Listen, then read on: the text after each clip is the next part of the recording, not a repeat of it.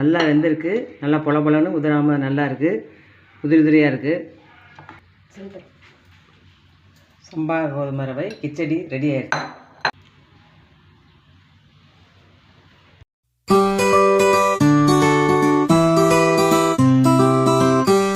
வணக்கம். மில்லட் மகாராணி மதுரையிலேருந்து சுமதி பேசுகிறேன். இன்றைக்கி மத்தியானம் லஞ்சு டிஃபனாகவும் சாப்பிட்லாம். ஒரு ஆரோக்கியமான ரெசிபி தான் செய்ய போகிறேன். கோதுமை சம்பா ரவையை வச்சு கிச்சடி பண்ண போகிறேன்.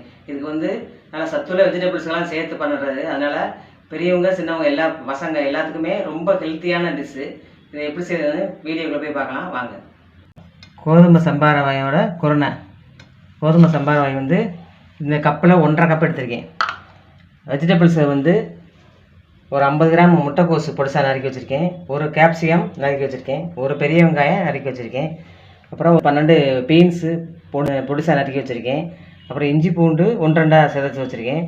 ஒரு கேரட் பொடிசாக நறுக்குனது. அப்புறம் 50 கிராம் பச்சை பட்டாணி. கரம் மசாலா 1 ஸ்பூனு. மஞ்சத்தூள் 1/2 ஸ்பூனு. அப்புறம் பொடிசாக நறுக்குனா கொத்தமல்லி. சம்பா ரவை கோதுமையை வறுத்துக்கிறணும். நல்லா வாடை வந்துருச்சு, நல்லா பொரிஞ்சிருச்சு சம்பா ரவை கோதுமை. இதை பாத்திரத்தில் மாற்றிக்கிறேன். கடலில் ஊற்றிக்கிறேன். இந்த கேப்சிகம் அரை வேக்காடாக இருந்தால் தான் நல்லாயிருக்கும். அதனால் முதல்ல இதை மட்டும் தனியாக வதக்கி எடுத்து வச்சுக்கிறேன்.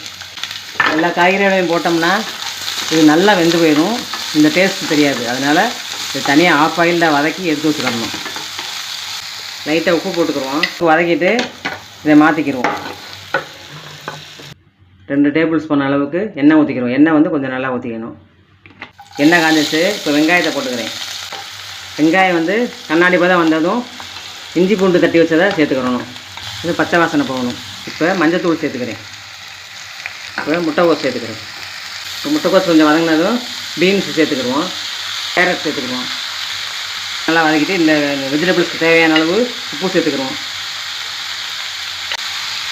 மூடி வச்சு 1 நிமிஷம் வேக வச்சுக்கிடுவோம். இப்போ வெங்காயம், கேரட்டு, முட்டைக்கோசு, பீன்ஸு இதெல்லாம் நல்லா வதங்கிடுச்சு. ஏற்கனவே ஆஃப் பாயில்டாக வேக வச்ச பட்டாணியை சேர்த்துக்கிறேன். பச்சை பட்டாணி இருந்தால் தான் இந்த கிச்சடி ஹைலைட்டு. அப்போ தான் ரொம்ப டேஸ்ட்டாக இருக்கும்.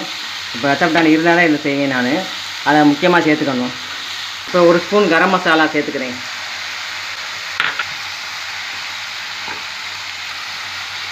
இதில் சம்பா கோதுமை ரவை எடுத்துருக்கேன். அதுக்கு டபுள் மடங்கு தண்ணி ஊற்றணும். 1.5 கப்புக்கு 3 கப்பு தண்ணி ஊற்றிக்கிறேன். உப்பு இருக்கான்னு பார்த்துட்டு உப்பு சேர்த்துக்கணும். கொதி வரும்போது அந்த ரவையை போட்டுக்கிண்டணும். சம்பா ரவை கோதுமையை போட்டுக்கிண்டணும். அது அன்றைக்கி மூடி இருக்குது. இந்த வறுத்து வச்ச சம்பா ரவை கோதுமையை சேர்த்துக்கிடுவோம். இப்போ மூடி வச்சுக்கிறோம். லோ ஃப்ளேம்லேயே இது நல்லா வேகணும்.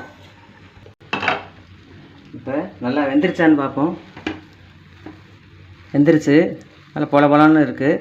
இப்போ தான் நம்ம கேப்சிகம் சேர்க்கணும். ஏற்கனவே வதக்கி வச்ச கேப்சிகம் சேர்த்துக்கிறேன். பாதி கொத்தமல்லியை சேர்த்துக்கிறேன். இப்போ இது எல்லா பக்கம் படுற மாதிரி நல்லா கலந்துக்கிடுவோம். கேப்சிகம் கொத்தமல்லியும் சேர்த்து நல்லா எல்லா பக்கமும் கிண்டியாச்சு. 1 நிமிஷம் மூடி எடுத்துட்டா சம்பா கோதுமை ரவை கிச்சடி ரெடி ஆயிடும். இப்போ சுவையான, ஆரோக்கியமான, ரொம்ப ஹெல்த்தியான சம்பா ரவை கிச்சடி ரெடி ஆயிடுச்சு. அப்படியே நல்லா வெந்திருக்கு. நல்லா பொல பொலன்னு இருக்குது பாருங்கள். இனி அடுப்பு ஆஃப் பண்ணிவிட்டு இறக்கிடுவோம். இப்போ இந்த கிச்சடியை இந்த பவுலில் மாற்றிக்கிறேன். சம்பா கோதுமை ரவை கிச்சடி ரெடி ஆயிடுச்சு. சம்பா ரவை கிச்சடியை தேங்காய் சட்னியோட என் மருமகள் சாப்பிட்டு காம்பாங்க. வாசனையே நல்லா கமகமன்னு இருக்கு. சூப்பராக இருக்கு. வேற லெவல். சம்பா ரவை கிச்சடி வெஜ் பிரியாணி மாதிரியே நல்லா ஸ்மெல்லாகவும் இருக்குது, நல்லா டேஸ்ட்டாகவும் இருக்குது. நல்லா ஹெல்த்தியான ஃபுட்டும் கூட. எல்லா விட்டமினும் அதில் ஆட் ஆகிருக்கு. ஹெல்த்தியான ஃபுட்டு தான். நீங்களும் இதேமாரி செஞ்சு பாருங்கள். சம்பா ரவை கிச்சடியை வயசானவங்களும் சாப்பிட்லாம், சின்ன பசங்களும் சாப்பிட்லாம். சுகர் பேஷண்ட்டுகளுக்கு ரொம்ப நல்லது. இது மாதிரி இதே மாதிரி மெத்தடில் இந்த மாதிரி காய்கறிகளை போட்டு செஞ்சு பாருங்கள். இந்த வீடியோ உங்களுக்கு பிடிச்சிருந்துச்சுன்னா லைக் பண்ணுங்கள், ஷேர் பண்ணுங்கள், சப்ஸ்கிரைப் பண்ணிக்கோங்க. அடுத்து இன்னொரு இன்ட்ரெஸ்டிங்கான ரெசிபியோட சந்திக்கிறேன். நன்றி, வணக்கம்.